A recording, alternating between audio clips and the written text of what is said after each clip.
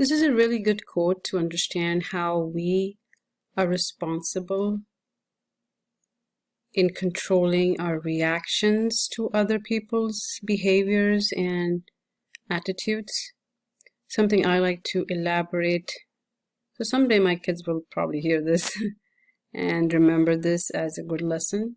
So the quote says, if you are willing to look at another person's behavior toward you as a reflection of the state of their relationship with themselves rather than a statement about your value as a person, then you will over a period of time cease to react at all.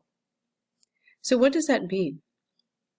Why would somebody get away with saying anything to you and you, instead of getting mad at them, just be ignorant and have the ability to take a different perspective and be able to ignore that, or maybe be able to forgive them? How do you do that? And why would you do that, right? That's not something easy. That is now not how we are conditioned to react. If someone's mad at me, if someone's yelling and screaming at me, if somebody is misbehaving, showing me an attitude, of course I'm going to be mad, right? For us to understand this behavior, you have to understand yourself first. Sometimes we get mad because we're really not mad at the person or the situation. It is our own insecurities that shows themselves as anger. So if I am angry, there is something that is within me that is making me angry. And I am just taking it out on someone because I don't want to see that person happy. So if I'm not happy, why should you be happy, right? It's just that we don't really process it that way. Our ego is always trying to make us compete, make us win, make us feel better as compared to others. And if that doesn't happen, my ego is not happy. My ego will do something to make that happen, to get you in that rat race, to get you in that competition, and to make you win somehow. Oh, you know what? If I cannot do it, how can you possibly do it? So again, everything that comes out in an anger is a person's own mirror.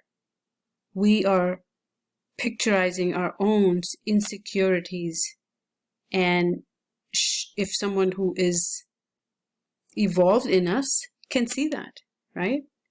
If I see someone mad, I will now know that there's something that this person has a problem with that he's not able to take care of or control, and therefore he is being really mad at me. So what's the first thing we should do when we are mad at someone, right? The first thing we need to do is to be aware of what has happened to me today. Why am I mad? Right? We cannot fix anybody else, of course not, but I can only explain this through my own perspective, through my own experiences. When I am mad, I know that something wrong has happened, with me or with my experiences today, and I am just trying to take that anger out on someone else, So you have to create a peace within. You have to acknowledge everything that you do all the time, just to know that you don't need to be angry. If you are completely satisfied and justified with everything that you have done, if you are a person who lives in the present, if you are happy with yourself, you don't need to be mad. You really don't. So if someone is mad at me, now that I can see that, I will be more responsive than reactive. I will not judge them instantly. I will always make sure that I pay attention to the fact that it happens to me too. It could be happening to this person too. So I am not going to react and do the same thing he is doing to me.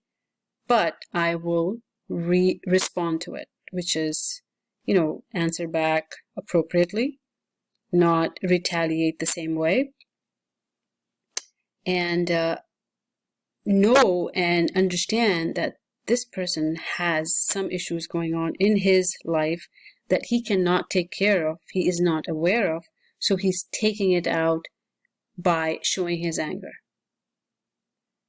This is something we need to be always aware of and practice it every day on our own. That is the only best way to understand someone else, is when you understand yourself. Why do I get mad? Right? When you acknowledge your own anger, when you acknowledge your own fears, and you understand, you know what? I wasn't really angry at that person. I just had a terrible day today. I didn't have enough money to pay my bills. I did not do something that I really wanted to do. There's so many things that can happen to you, and you will keep that in your mind because you never ever confronted that problem and resolved it by acknowledging it. We have to acknowledge all our issues, confront them, and be aware of them, that, you know what, is it really important or is it not really important? Why am I being so upset about it? Yes, if I have a problem, I will get over it. I will find a solution. I will do something about it, but I'm not going to keep it in my mind and react to it and raise my blood pressure. That's what I say. When you are upset, you literally do put your body in imbalance, right? Which is the disturbance of your homeostasis, which is the disturbance of your blood pressure, your pulse, your respiratory rate, and then eventually affecting your immune system, which is why we have diseases, because we stress too much. So the reason behind all this story is, if I understand this problem of anger in myself, I should be able to understand the other person's issue as well and never take it personally. There is something wrong with that person that he or she is taking it out on you. You are not the problem. Do not take it personally. Just try to respond to the situation. So how do we respond to someone who's yelling and screaming at me, right? It's very difficult to control your own temper at that time, but that is the evolution that you have to get to. Because if you are at that level where you will not feel any anger, although the other person is trying his or her best to get you there, that means you have attained that awareness, that peace within, that will not be disturbed by anyone or by any experience. That is something we want to get, where we are so much at peace that will not disturb any of my balance within my homeostasis, within my blood pressure, my pulse, my respiratory rate. Everything should stay very much normal. Yes, I would respond to that person, answer him or her appropriately, however I can, but that will not be causing me any disturbance within my own peaceful environment within. That is the key to keeping yourself happy, in balance, healthy. Remember, the immune system depends a lot on your reactions. And forgive that person, literally. If we are understanding of that situation so well, there is no need to blame that person. He is suffering more than you can imagine. So it is better to calm the person down somehow. Maybe just say sorry, whatever happened. I really didn't mean to do or say anything. Just calm the person down, because if you could do that, you will be so proud of yourself. You'll be so happy, because that is the purpose of our life, is to find something that will keep us happy and joyous every day without a reason. And sometimes these interactions give us a test to do so.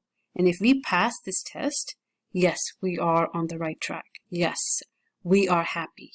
That is the only way to stay happy, is to take care of your within, your happiness, your joy, your balance. It is all about that.